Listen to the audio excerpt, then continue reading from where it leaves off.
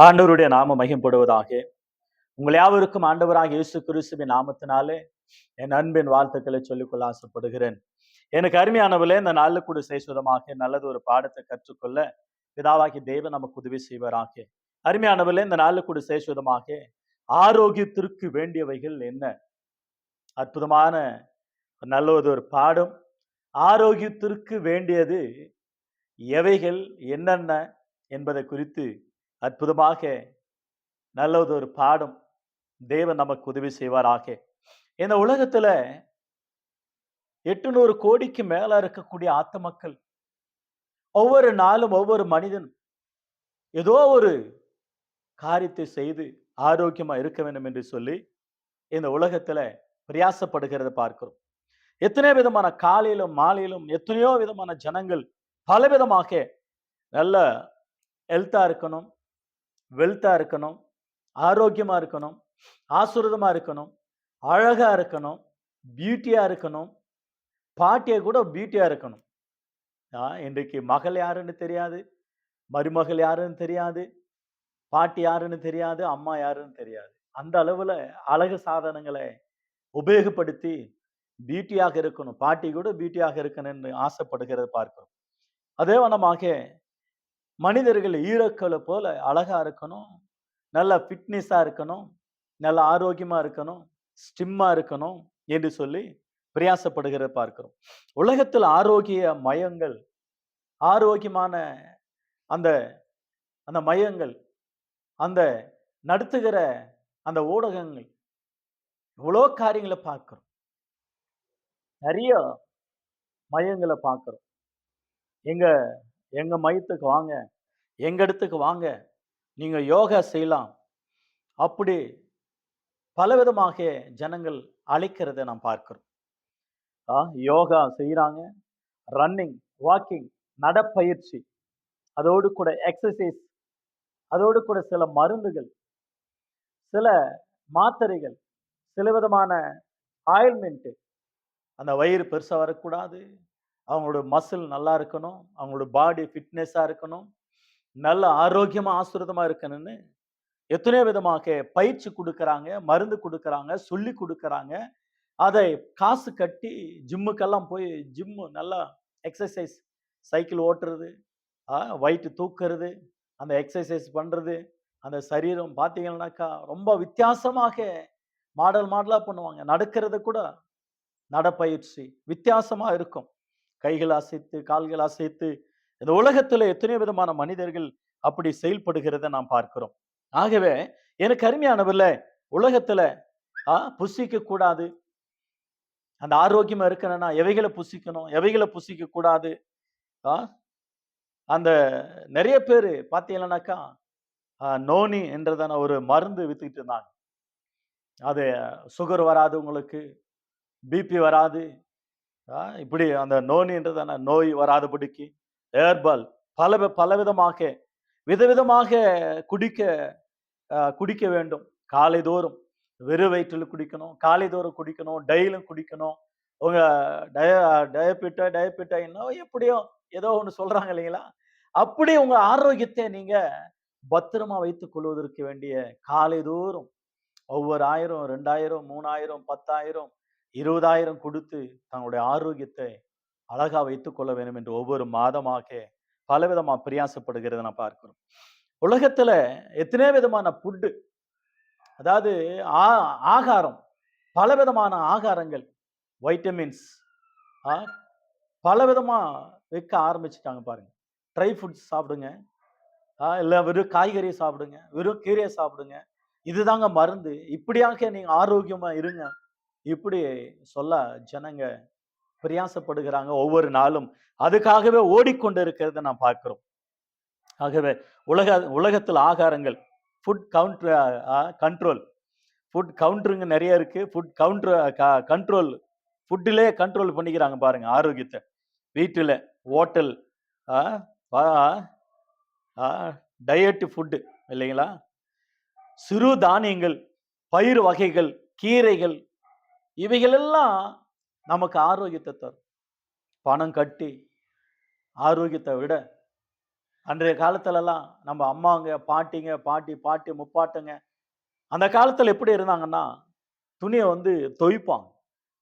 இப்படி தொய்ப்பாங்க. இப்பல்லாம் எக்ஸர்சைஸ்ல போய் தான் பண்றாங்க. ஆ மிக்ஸி எல்லாம் கிடையாது. வாஷிங் மிஷின் எல்லாம் கிடையாது. கிரைண்டர் எல்லாம் கிடையாது. நெல்லு குத்தணும். ஆரோக்கியமா இருக்கும். நானெல்லாம் அப்படி செஞ்சிருக்கிறேன் பாருங்க. நெல்லு குத்தணும், துணி துவைக்கணும். ஆ அந்த கேவுரு அரைக்கணும். அந்த கேவுரு அரைச்சா தான் களி சாப்பிட முடியும். இப்படி பல வகையான ஆரோக்கியம் அவங்களுக்கு எக்ஸர்சைஸ். அந்த வேலையே அவங்களுக்கு எக்ஸர்சைஸா இருக்கும். அறுவடை செய்யறது, வயல்வெளிக்கு போறது, களை எடுக்கிறது, நாற்று நடுறது, அந்த செம தூக்குறது, களத்துல இறங்கி கலக்க அடிக்கிறது, கலக்கா புடுங்குறது, ஆ வயல்வெளிக்கு கடந்து சென்று வயல்வெளி வேலைகளை செய்வது, இப்படியெல்லாம் பாடி ஃபிட்னஸா இருந்தது. அவங்களுடைய ஆரோக்கியம் ஆசுரதமா இருந்தது. கீரை வகைகளை சாப்பிடணும். அதான் கனடாவுல சொப்புன்னு சொல்லுவாங்க. ஆ எத்தனை விதமான கீரைகள் உண்டு. நீங்க கணக்கு போடுங்க. அரிசி, ரைஸ் எத்தனை விதமான வகையா இருக்கு. ஆ ஸ்வீட்டு, இனிப்பு, அதிகமா புசிக்க கூடாது. டீ, காப்பி இப்பொழுது பலவிதமான டீ, காப்பி 100 டீ, காப்பி இருக்காம். 100 டீ, காப்பி விதவிதமாக. நமக்கு தெரிஞ்சதெல்லாம் 1, 2 தான். அதுக்கு அடுத்தது பாடி ஆரோக்கியமா இருக்கணும். பலவிதமான ஆகாரங்கள் உண்டு உலகத்துல. அத புசிக்கிறவங்க, அத புசிக்காத இருக்கிறவங்க. கூல்ட்ரிங்க் பார்த்தீங்கன்னா, கூல்ட்ரிங்க் பலவிதமா கலரா இருக்கு. KFC, ஆ KFC, பெப்சி தினந்தோறும் குடிக்கிறார்கள். நீங்க எப்படி? நீங்க குடிக்கிறீங்களா? இல்லையா? என்பது குறித்து நீங்களே சிந்திக்க வேண்டும். எனவே நம்ம சரீரத்தை நாம் காப்பாற்றிக் கொண்டால் நம்முடைய ஆத்துமா ஆரோக்கியமா இருக்கும். நம்முடைய சரீரத்தை நாம் அழகாக மிதமாக வைத்துக் கொண்டால் நம் ஆத்துமா அழகா இருக்கும். நம்முடைய முக கலர்ச்சி கூட நல்லா இருக்கும் என்பது குறித்து மறந்து விடக்கூடாது. பைபிள்ல நீங்க பார்த்தீங்கன்னாக்கா, ஒரு மனுஷனுடைய சரீரம் எந்த நிலைமை ஆயிற்று என்பது குறித்து உங்களுக்கு நன்றா தெரியும். பக்தன் யோபு. யோபனுடைய சரீரம் அவனுடைய உச்சம் தலைமுத உள்ளம் காலம் மட்டுமா பற்களால நிறைந்தவனாய் வேதனையோடு இருக்கக்கூடிய ஒரு சூழ்நிலை.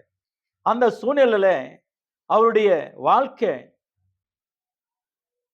சரித்திரத்தை யோபு புஸ்தகத்துல நாம் படிக்க முடியும். அவன் ஒரு ஓட்டை எடுத்துக்கொண்டு தன் சரீரத்தை சுரண்டி கொண்டுகிற அளவுல அவனுடைய சரீரம் காணப்பட்டது. அவனுடைய உச்சம் தலம் முதல் அவன் உள்ளம் காலம் மட்டும் கொடிய பற்களாக நிறைந்ததா இருந்தது.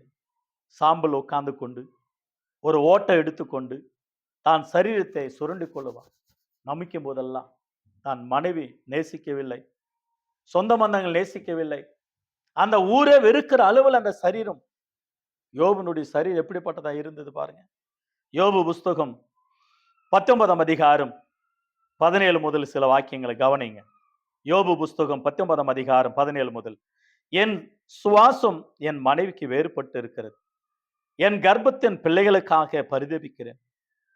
சிறு பிள்ளைகளும் என்னை அசட்ட பண்ணுகிறார்கள். நான் எழுந்திருந்தால் அவர்கள் எனக்கு விரோதமாக பேசுகிறார்கள். என் பிராண சிநேகிதர் எல்லாரும் என்னை வெறுக்கிறார்கள். நான் சிநேகித்தவர்கள் எனக்கு விரோதியானார்கள். என் எலும்புகள் என் தோளோடும் என் மாம்சத்தோடும் ஒட்டி கொண்டு இருக்கிறது. என் பற்கள் மூட கொஞ்சம் தோல் மாத்திரம் தப்பினது. எவ்வளோ கொடுமையான காரியம் பாருங்க. ஆரோக்கியம் மிக முக்கியமானது. அந்த ஆரோக்கியத்தை பேணி காப்பதுதான் தேவனுடைய பிள்ளைகளுக்கு இருக்கக்கூடிய ஞானம். அது ஆரோக்கியம், அது ஆசீர்வாதம். யோபுக்கு நேரிட்ட வேதனை யாருக்கு நேரிடவில்லை, யாருக்கும் வரக்கூடாது. ஒருவேளை நம்ம நாட்டுல குஷ்டரோகம் வந்தா அவங்களை கொண்டு போய் குஷ்டரோகம் ஹாஸ்பிட்டல்ல சேர்த்துருவாங்க. அவங்க சரீரத்தை சாப்பிட்டுக்கிட்டே இருக்கும். அவங்க பக்கம் போக மாட்டாங்க, அவங்கள தொட மாட்டாங்க, அவங்களோட பேச மாட்டாங்க. எப்படிப்பட்டதான வியாதிகள். ஆனா அந்த ஆரோக்கியம், அந்த சரீரம் ஆரோக்கியம் இருந்தா மனைவி நேசிப்பாங்க. அந்த சரீரம் ஆரோக்கியம் அந்த பிள்ளைங்க நேசிப்பாங்க, சொந்த பந்தங்கள் நேசிப்பாங்க, குட் மார்னிங் சொல்லுவாங்க, வணக்கம் சொல்லுவாங்க, பிரைஸ் லார்ட் சொல்லுவாங்க. நம்ம சரீரம் கெட்டு போனா யாரும் நம்மளை கவனிக்க மாட்டாங்க. கர்த்தருடைய பிள்ளைகள் நம்முடைய வாழ்க்கையில கொஞ்சம் சிந்திக்க வேண்டியது மிக அவசியமா இருக்கு. ஆகவேதான் ஆரோக்கியத்திற்கு வேண்டியவைகள் என்ன? இவைகள் எல்லாம் இந்த exercise, yoga, running, walking, jogging இதெல்லாம் வேண்டான்னு நான் சொல்லவில்லை. இதெல்லாம் நம்ம செய்யணும். நம்ம சரீர ஆரோக்கியத்துக்கு. அதையும் நம்ம சரீரத்தை பேணி காக்க வேண்டியது மிக அவசியம். அதோடு கூட மிக முக்கியமாக நம் மனதளவுல உங்களுடைய மைண்ட் செட் பண்ணா சூப்பரா இருக்கும். உங்களுடைய மைண்ட் எப்படி இருக்கோ அப்படிதான் நீங்க ஆரோக்கியமா இருப்பீங்க. உங்க மைண்ட், உங்க மனசு உங்களை ஆரோக்கியமா வைத்துக்கொள்ளும். உங்களுடைய வாழ்க்கையை சூப்பரா வைத்துக்கொள்ளும். ஆகவே நம்முடைய சரீரம் கெட்டு போனா நம்மளை நேசிக்க மாட்டாங்க. நம்ம சரீரத்துக்கு வேண்டியதை செய்யணும். அதோடு கூட மேலாக ஆத்மா, நம்முடைய ஆத்மா ஆரோக்கியமா இருக்கும். ஏசாயா புஸ்தகம் 58 அதிகாரம் 11 வசனத்துல உன் எலும்புகளை நினமுள்ளதாக்குவார். நீ நீர்ப்பாய்ச்சலான தோட்டத்தை போல இருப்பாய். கர்த்தர் நித்தமும் உன்னை நடத்தி உன் எலும்புகளை நினமுள்ளதாக்குவார். ஆரோக்கியம், உன் எலும்புகளில் ஆரோக்கியம். நிறைய வாக்கியங்களை படிக்கலாம் நம்ம. எலும்புகளிலே ஆரோக்கியம், ஆசீர்வாதம். அற்புதமான வார்த்தை. 2 கொரிந்தியர் புஸ்தகம் 4 அதிகாரம் 17, 16, 17, 18 ஆகிய வசனங்களில் ஆனபடினாலே நாங்கள் சோர்ந்து போகிறதில்லை. எங்கள் புறமான மனுஷன் நாளுக்கு நாள் அழிந்து உள்ளான மனுஷன் ஆத்மா நாளுக்கு நாள் புதிதாக்கப்படுகிறது. காணப்படுகிறவைகள் எல்லாம் அழிந்து போகும். காணப்படாதவைகள் எல்லாம் நித்தியமானவைகள். காணப்படாதவைகள் நம்முடைய ஆத்மா, காணப்படாத நம்முடைய ஆண்டவர், காணப்படாதது பரலோகம், காணப்படாதது ஆண்டவருடைய சிங்காசனம். நம்ம நித்தியமாக இருக்கக்கூடிய அந்த இன்டர்னல் லைஃப், நித்திய ஜீவன், அந்த இடம் காணப்படாதவைகள். ஆத்மா காணப்படாது. அது அழிந்து போக கூடாது. நாளுக்கு நாள் புதிதாக்கப்படுகிறது. புறமான சரீரம் அழிந்தாலும் பரவாயில்ல. இன்னைக்கு நிறைய பேர் சரீரத்துக்காக தான் முக்கியத்துவம் கொடுக்கிறாங்க. கேள்விகள் பேச்சை இருக்கிறத விட்டுவிட்டு, சரீர முயற்சி செய்கிறதை விட்டுவிட்டு தேவ பக்தியை அதிகமாக கூட்டிக் கொள்ளுங்கள். தேவ பக்தி அடையும்படியா நாடு, அதை தேடு, அதுக்காக ஓடுன்னு பைபிள் சொல்கிறது. யோவான் எழுதின சுவிசேஷம் 6 அதிகாரம் 63 வசனத்துல வாசிக்கிறோம். யோவான் 6 அதிகாரம் 63 வசனத்துல என்ன வாசிக்கிறோம் என்றால், ஆவியோ உயிர்ப்பிக்கிறது, சரீரமானது, மாம்சமானது ஒன்றுக்கும் உதவாது. அந்த ஒன்றுத்துக்கு உதவாததுக்கு என்ன பவுடர் போடுறாங்க, என்ன ஆயில்மெண்ட், என்ன மருந்து, என்ன ஆகாரம், என்ன சாப்பாடு, என்ன எக்ஸசைஸ். நான் ஃபிட்னஸா இருக்கணும், நல்ல ஹீரோ மாதிரியா இருக்கணும் என்று சொல்லி எங்களை கர்நாடகாவில் புனித் ராஜ் ஆக்டர், சூப்பர்மேன், நல்ல சோசியல் ஆக்டிவிட்டி, நல்ல கர்நாடகாவில் அவர் தெய்வமாக நினைக்கிறாங்க. அந்த அளவுல அனாதை பிள்ளைகள் எடுத்து வளர்த்து ஆளாக்கி சூப்பர்மேன். அவர் 60 வயசுக்கு மேல கூட நான் ஆரோக்கியமா இருக்கணும்னு நினைச்சு அப்படி என்ன jumping, walking and running, heart attack வந்து இறந்துட்டார். எத்தனை பேர் இறந்துட்டாங்க. ஜிம்முக்கு போயிட்டு வந்தா இறந்துறாங்க. ஜிம்மிலே ஹார்ட் அட்டாக் வந்து இறந்துறாங்க. சரீரம் மிக முக்கியமானது தான்.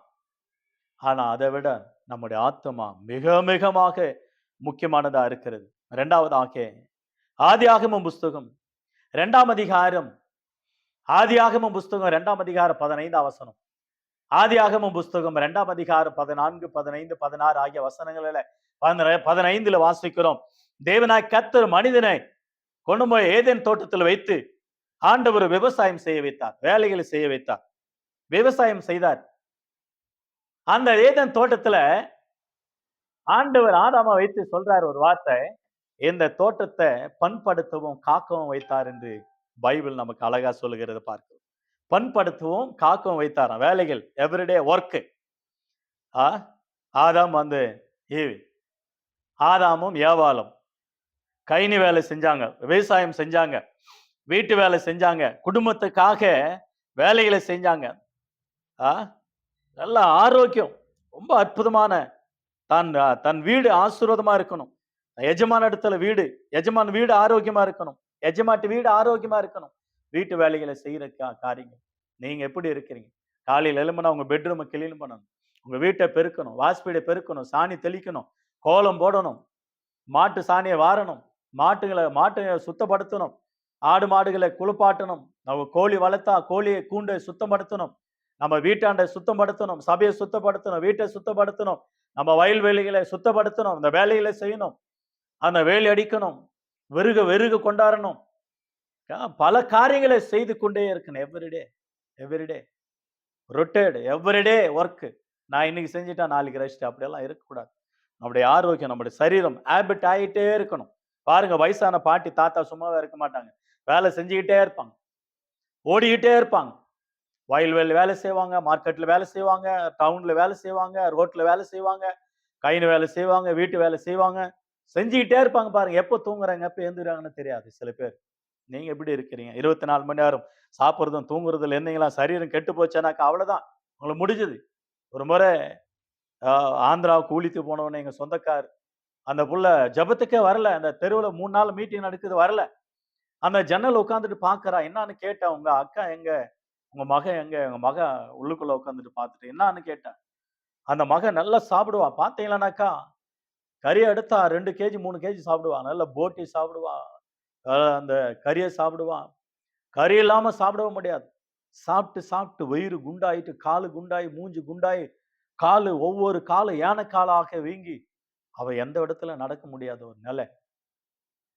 பாவம், மாத்திரை மருந்து, நடக்க முடியாது. உட்கார இடத்துல தான் எல்லாமே. எவ்வளோ வேதனையான ஒரு காரியம். அவங்க அம்மா சின்ன குழந்தையில இருந்து அறிவேன், தான் பிள்ளைய கூட அவ பிறந்ததுல இருந்து அழுவேன் நான். ஆனாலும் வேதனையான ஒரு காரியம். சாப்பிடுகிற காரியங்களை கவனமா இருங்க. மூன்றாவதாக, ஜனங்கள் மிகவும் நெருக்கமாவதனால ஆரோக்கியம் குறையும். ஆதியாகமம் 11ஆம் அதிகாரத்துல 4ஆம் வசனத்துல, ஜனங்கள் எங்கேயும் போக கூடாது, சிதறி போக கூடாது. நம்ம ஒரு பாபில கோபுரத்தை கட்டுவோம், நம்ம இங்கே இருப்போம். ஆண்டவர் சிதறடிச்சார், உலகம் முழுவதும் போங்க, ஆரோக்கியமா இருங்க. ஜனங்க நெருக்கமா இருக்கிற இடத்துல நீங்க தூரமா இருங்க, மாஸ்க் போட்டுங்க, ஆரோக்கியத்தை காத்துக்கொள்ளுங்க. அப்படி ஆரோக்கியம் இல்லாதனால்தான் கொரோனா வந்தது. கொரோனா வந்தா பாருங்க, எல்லாம் மூக்க மூடிக்கிட்டு போறான், வாயை மூடிக்கிட்டு போறான், கண்ணை மூடிக்கிட்டு போறான். ஏன்? ஜனங்க நிறைய இருக்கிற இடத்துல, ஹாஸ்பிட்டல்ல அந்த மாசு போட்டு கிளீனா இருக்கணும், ஒழுக்கமாக. தும்புனா கையை வச்சு தும்பணும், இருமுனாக்கா கட்சி பிடிச்சுன்னு இருமணும். ஆரோக்கியத்தை பேணி காப்பது மிக மிக முக்கியமானது. 4ஆவதாக, ஆரோக்கியம் இருப்பதற்கு இன்னொரு காரணம் கீரைகள், பருப்பு. ஆனா நிறைய பேர் இன்னைக்கு பாத்தீங்கன்னாக்கா, என்ன சாப்பாடு? பருப்பா? வெறுப்பு. ரசமா? அது விஷம். கறியா? சரி. அது எவ்வளவு ஆரோக்கியத்துக்கு கேடு என்பது குறித்து மறந்து விடக்கூடாது. கர்த்தருடைய கிருபைனால எப்படியோ இந்த சிக்கன் சாப்பிட்றதை விடும்படி ஆண்டவர் உதவி செஞ்சார். சுத்தமா சாப்பிடவே கூடாது, சாப்பிடுறதும் இல்லை, பல வருஷங்கள் ஆயிடுச்சு. ஆண்டவருக்கு மகிமுண்டாகட்டும். தானியேலின் புஸ்தகம் 1ஆம் அதிகாரம் 12 முதல் 17 வாக்கியங்களை கவனித்து பாருங்க. தானியேலின் புஸ்தகம் 1ஆம் அதிகாரம் 12 முதல் 17 வாக்கியங்கள். 10 நாள் வரைக்கும் உமது அடியாரை சோதித்து பாரும், எங்களுக்கு புசிக்க பருப்பு முதலான மரக்கறிகளையும் குடிக்க தண்ணீரையும் கொடுத்து எங்கள் முகங்களையும் ராஜா போஜனத்தில் புசிக்கிற வாலிபருடைய முகங்களையும் ஒத்து பாரும், பின்பு நீர் காண்பிக்கிறபடி உம்முடைய அடியாருக்கு செய்யும் என்றான். அவன் இந்த காரியத்தில் அவர்களுக்கு உதவி செவி கொடுத்து 10 நாள் வரும் அவர்களை சோதித்து பார்த்தான். 10 நாள் சென்ற பின்பு ராஜாவின் போஜனத்தை புசித்த எல்லா வாலிபர்களை பார்க்கிலும் அவர்கள் முகம் கலை உள்ளதாய், சரீரம் புஷ்டி உள்ளதாயும் காணப்பட்டது. ஆகையால் மெல்சாசார் அவர்கள் புசிக்க கட்டளையான போஜனத்தையும் அவர்கள் குடிக்க கட்டளையான திராட்சை ரசத்தையும் நீக்கி வைத்து அவர்களுக்கு பருப்பு முதலானவைகளை கொடுத்தான். இந்த 4 வாலிபர்களும் தேவன் சகல ஞானத்தினாலும் அறிவினாலும் எழுத்தினாலும் ஞானத்தினாலும் அறிவினாலும் சாமர்த்தியத்தையும் கொடுத்தான். தானியேலை சகல தரிசனங்களையும் சொப்பனங்களையும் அறியத்தக்கதாக அறிவுள்ளவன் ஆக்கினார். பாருங்க, 10ஆம் வசனத்துல அந்த 11, 12 ஆகிய வசனங்களில் மரக்கறிகள், பருப்பு, கீரை வகைகள், பயிறு, சிறு தானியங்கள். எங்க வீட்டுல எல்லாம் சிறு தானியங்களை சாம்பார் செஞ்சாங்களாம் பாத்தீங்களா? 100 கிராம் மைசூர் பருப்பு வாங்கி 5 பேர் 6 பேர் சாம்பார் வச்சு சாப்பிடுவாங்க தண்ணியா. அரை கேஜி மைசூர் பருப்பு 5 பேருக்கு அரை கேஜி அப்படியே கொஜ்ஜா செஞ்சு அந்த பருப்பு சிறு தானியங்கள் அதுதான் நமக்கு பலன். அது கொஞ்சம் பாதி பாதி சாப்பாடு. நம்ம ஆளுங்க பாருங்க, தட்டு நிறைய சோறு போடுவான், அந்த சாம்பார் அதை தண்ணி மாதிரியே கடுக்கும், அப்படி கலக்கி ரெண்டு கரண்டி சாப்பிடும். இதுவும் அதுவும் ஈக்குவலாக சிறு தானியங்கள், ரொம்ப அற்புதமாக சிறு தானியங்கள். இந்த இடத்துல என்ன வாசிக்கிறோம்னா, பாபிலோன் தேசத்துல அடிமைகளா போன நம்ம இஸ்ரவேல் ஜனங்களும் நல்ல வாலிபர்களை தேர்ந்தெடுத்து சூஸ் பண்ணி ராஜானுடைய அரசாங்கத்துல வேலை செய்வதற்கு வாலிபர்களை ராஜானுடைய போஜனத்தை சாப்பிடணும். அவர் ராஜானுடைய போஜனத்தை சாப்பிட்டு நல்ல புஷ்டியா இருக்கணும். 3 வருஷ காலமாக இவங்க தானியேலும் சாத்ராக் மேஷாக் இவங்க எல்லாம் சொல்றாங்க, எங்களுக்கு பருப்பு மரக்கறிகளை மட்டும் தாங்க, நாங்க ராஜா போஜனத்தை சாப்பிட மாட்டோம். நாங்க நல்லா இருக்கிறோமா அவங்க நல்லா இருக்கிறாங்களா பாருங்க. ராஜ போஜனம் எப்படி இருக்கும்? ராஜபோகமா இருக்கும். விதவிதமாக 3 வேளையும் விதவிதமாக 3 வருஷம் அவங்க நல்லா சாப்பிட்டாங்க, ஆரோக்கியம் இல்லை. இவங்க காய்கறிகள் பருப்பை சாப்பிட்டாங்க, ஆரோக்கியமா இருங்க. கீரையை சாப்பிடுங்க, காய்கறிகளை சாப்பிடுங்க, பருப்பு வகைகளை சாப்பிடுங்க, சிறு தானியங்களை சாப்பிடுங்க. சிறு தானியங்கள் வெளிநாட்டுல மருந்து, நம்ம நாட்டுல எவனும் யூஸ் பண்றதே இல்லை. நீங்க அதை யூஸ் பண்ணணும், சாப்பிடணும். அதுக்கு அடுத்தது சூரியன். சூரியனுடைய வெளிச்சம் ஆரோக்கியம். மல்கிய புஸ்தகம் மல்கிய புஸ்தகம் 4ஆம் அதிகாரம், மல்கிய புஸ்தகம் 4ஆம் அதிகாரம் வசனம் 2ஆம் வசனம். ஆனால் என் நாமத்திற்கு பயந்திருக்கிற உங்கள் மேல் நீதியின் சூரியன் உதிக்கும், அதன் செட்டைகளின் கீழ் ஆரோக்கியம் இருக்கும். நீங்கள் புறப்பட்டு போய் கொளுத்த கன்றுகளை போல வளருவீர்கள். சூரியனுடைய வெளிச்சம். வெளிநாட்டுல எல்லாம் பாருங்க, அதுக்குன்னு டைம் எடுத்து அந்த பீச்சில் படுத்து கிடப்பாங்க பாருங்க, ஒரு அரைய குறைய ட்ரெஸ் போட்டுக்கிட்டு இல்லையா, உடம்பெல்லாம் அந்த சேரை பூசிக்கொண்டு கடலை போய் குதிப்பாங்க, அந்த வெயில்ல இருப்பாங்க. அந்த வெயில் இருந்தா சூரியனுடைய கதிர்கள் நமக்கு உடம்புக்கு பட்டு ஆரோக்கியம் அடையும். சின்ன குழந்தைங்க பாருங்க, பிறந்த உடனே மஞ்சள் காமல் மாதிரியா வந்துச்சானாவோ நினைச்சு அந்த குழந்தைய கொண்டு போயிட்டு அந்த காலை நேரத்துல 6-6:30 மணி அப்படியே அந்த சூரிய வெளிச்சம் காட்டணும்னு அந்த கண்ணு நல்லா ஆயிடும், மஞ்சளா இருக்கிறது வெள்ளையா ஆயிடும். அதனால சூரியன் மத்தேயு 5ஆம் அதிகாரம் 45ஆம் வசனத்துல நல்லோர் மேல தீயோர் மேல சூரியன் உதிக்க பண்ணி மழை தந்து செழிப்புள்ள காலங்களை தருகிறார், ஆரோக்கியம். அப்போஸ்தலர் 14ஆம் அதிகாரம் 17ஆம் வசனத்துல வாசிக்கிறோம். அப்போஸ்தலர் 14-17 ஆண்டவர் மழை தந்து ஆகாரத்தை தந்து ஆரோக்கியத்தை தந்து நம்முடைய இருதயத்தை சந்தோஷப்படுத்தினார். ஆரோக்கியம் ஆண்டவர் தருகிற ஆகாரங்கள் ஆரோக்கியம். சங்கீதம் 84ஆம் சங்கீதம் 11ஆம் வசனத்துல கர்த்தர் கேடகமும் சூரியனுமா இருக்கிறார். வெளிப்படுத்தின விசேஷம் 21-22ல வெளிப்படுத்தின விசேஷம் 21-22ல நாம் வாசிக்கிறோம் அற்புதமான ஒரு வார்த்தை. ஆண்டவர் ஆட்டுக்குட்டியானவரே சூரியனா இருக்கிறார். பரலோகத்தில் வெளிச்சம் இல்லை, அவரே வெளிச்சம். சூரியன் இல்ல, சந்திரன் இல்ல, நட்சத்திரம் இல்ல, ஆனா பரலோகத்துல இயேசு கிறிஸ்துவானவர் வெளிச்சமா இருக்கிறார். 6வதாக தண்ணீர், மிகவும் ஆரோக்கியம். தண்ணீர், வாட்டர். நிறைய பேர் பாத்தீங்கன்னா தண்ணியை குடிக்க மாட்டாங்க. மருத்துவர்கள் சொல்லுகிற வார்த்தை என்னன்னா, ஒரு நாளைக்கு 5 லிட்டர் தண்ணி குடிக்கணுமா. நம்பால 1/2 லிட்டர் தண்ணி கூட குடிக்க மாட்டான் இல்லையா. 5 லிட்டர் தண்ணி 6 லிட்டர் தண்ணி குடிக்கணும். நிறைய யூரின் போகணும். 2 டைம் பல்லு வளர்க்கணும், காலை மாலை 2 டைம் லெட்டின் போகணும், யூரின் போகணும். அதுக்கு அடுத்தது நம்ம ஆரோக்கியமா டெய்லி குளிக்கணும், ரொம்ப ஆரோக்கியம். டெய்லி குளிக்கணும், தண்ணி நிறைய குடிக்கணும்.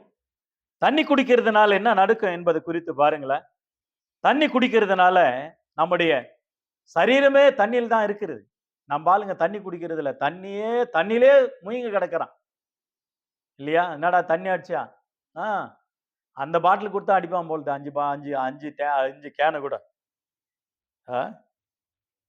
எனவே யோபு புஸ்தகம் 14 அதிகாரம் 19 வசனம். யோபு 14:19. யோபு 14:19. தண்ணீர் கற்களை கொடையும், ஜலப்பிரவாகம் பூமியின் தூளில் மொழித்ததை மூடும். அப்படியே மனுஷன் கொண்டிருக்கும் நம்பிக்கையே அழிக்கிறேன். தண்ணீர் கற்களை கொடையும். தண்ணி குடிச்சா கிட்னியில் இருக்கிற கற்களை சுத்தப்படுத்தும். நம்ம சாப்பிடுகிற ஆகாரத்தில் உப்பு இருக்கு இல்லையா, அந்த உப்பு கல்லாக மாறிவிடும். அந்த கல்லா மாறக்கூடாதபடிக்கு அந்த உப்பு இந்த தண்ணி நிறைய தண்ணி குடிச்சா எல்லாமே அடிச்சிட்டு வந்துடும் பாருங்க. ஒருவருக்கு ஏதோ கல் இருக்குன்னு சொன்னாங்க ஹாஸ்பிட்டல்ல, ஒரு வாரம் பெட் சேர்த்து வச்சாங்க. நாளைக்கு ஆபரேஷன். இன்னைக்கு அந்த கல் யூரின் வழியா வந்துச்சு. 1.5 லட்சம் ரூபாய் மிச்சம். எனக்கு அருமையானவர்களே, தண்ணீர் கற்களை கூட கொடையுமா. கிட்னியில கல் இருந்தா வெளியே வந்துடும், வயிற்றுக்குள்ள கல் இருந்தா வெளியே வந்துடும். அதுக்காக பெருசாயிட்டு பிற்பாடு தண்ணி குடிச்சா வரலன்னு நினைக்காதீங்க. நீங்க டெய்லியும் செஞ்சுட்டே இருந்தாக்கா சின்னதா இருந்தா கூட அது வந்துடும். அற்புதமாக ஆரோக்கியத்துக்கு இன்னும் 2 வாக்கியங்களை வாசித்து முடிக்கலாம். தண்ணீர் மிக முக்கியமானது, உயிரா இருக்கிறது. பசி எடுத்தா தண்ணி, பசிக்கு அந்த தண்ணி குடிச்சாவே போதும், ஆரோக்கியமாயிடும். ஆகையினால நீதிமொழிகள் புஸ்தகம் 17 அதிகாரம் 22. நீதிமொழிகள் 17:22. நீதிமொழிகள் புஸ்தகம் 17 அதிகாரம் 22 வசனத்தை பாருங்களேன். 17:22. மனமகிழ்ச்சி நல்ல ஔஷதம், முறிந்த ஆவியோ எலும்புகளை உலரப்பணும். மனமகிழ்ச்சி நல்ல ஔஷதம். மனமகிழ்ச்சியா இருங்க, சந்தோஷமா இருங்க, மகிழ்ச்சியா இருங்க. நிறைய பேர் சொல்றாங்கல்ல, போய் வானாந்தரத்துல போய் எக்ஸசைஸ் பண்ணுங்க, கை தட்டுங்க, சிரிங்க என்றாங்க. நீங்க ஆரோக்கியமா இருக்க, எப்போ சிரிப்பு முகமா சிரிச்சுக்கிட்டே சந்தோஷமாக ஆண்டவருடைய வார்த்தைகளை நினைத்து மனைவி கணவனும் விளையாடணும், சிரிக்கணும். பிள்ளைங்களோடு கூட, மனைவி கணவனோடு பேசுறதுல, கணவன் மனைவியோடு பேசுறதுல, கணவன் மனைவி 2 பேரும் சேர்ந்து பிள்ளைகளோடு பேசுறதுல, பிள்ளைங்க பெற்றோர்களோட பேசுறதுல, அவாவ போனை வச்சுக்கிட்டு உட்கார்றான். எந்த மொழியிலும் வீட்டுல பேசுறதே கிடையாது. சாப்பாடா போன் பேசினா அவ்வளவுதான், சோறுன்னுவான் அவ்வளவுதான். சில பேர் மெசேஜே அனுப்புறான், அவன் போன்ல உட்கார்ந்துட்டு இருக்கிறான். ஆரோக்கியமா பேசுறது இல்ல, மனசு விட்டு பேசுறது இல்ல. ஆரோக்கியம் எப்படி வரும்? ஆரோக்கியம் எப்படி வரும்? ஆறுதலான வார்த்தை, ஆசீர்வாதம், நன்மைகள், இவைகள் எல்லாம் நம்ம பேசணும். பேசினாதான் அவைகள் எல்லாம் உண்டாகும். எனக்கு அருமையான கத்துடுப்பில் நம்முடைய வாழ்க்கையில ஆரோக்கியத்திற்கு என்ன எவைகள் தேவை? ஆரோக்கியத்திற்கு ஆண்டவருடைய வார்த்தை. ஆரோக்கியத்திற்கு ஆண்டவருடைய வார்த்தை. ஆண்டவருடைய வார்த்தை மிக முக்கியமானது. மனுஷன் அப்பத்தினால மாத்திரமல்ல, ஆண்டவருடைய வார்த்தையினால பிழைப்பான் என்று எழுதியிருக்கிறது. அற்புதமாக ஆரோக்கியத்திற்கு வேண்டியவைகள் என்ன என்பது குறித்து இவைகள் எல்லாம் நாம் படித்துக் கொண்டு இருக்கிறோம். கடைசியாக தீத்து புஸ்தகம், the book of Titus chapter 1, the book of Titus chapter 1 verse 14. தீத்து புஸ்தகம் 1 அதிகாரம், தீத்து 1 அதிகாரம் வசனம் 14 வசனம். விசுவாசத்திலே ஆரோக்கியம் உள்ளவர்களா இருக்கும்படி நீ அவர்களை கண்டிப்பாய் கடிந்து கொள். விசுவாசத்துல ஆரோக்கியம், ஜபம் உனக்கு ஆரோக்கியம், வேத வசனம் உனக்கு ஆரோக்கியம், விசுவாசம் உனக்கு ஆரோக்கியம், ஆண்டவர் ஆராதிப்பதில் உனக்கு ஆரோக்கியம்.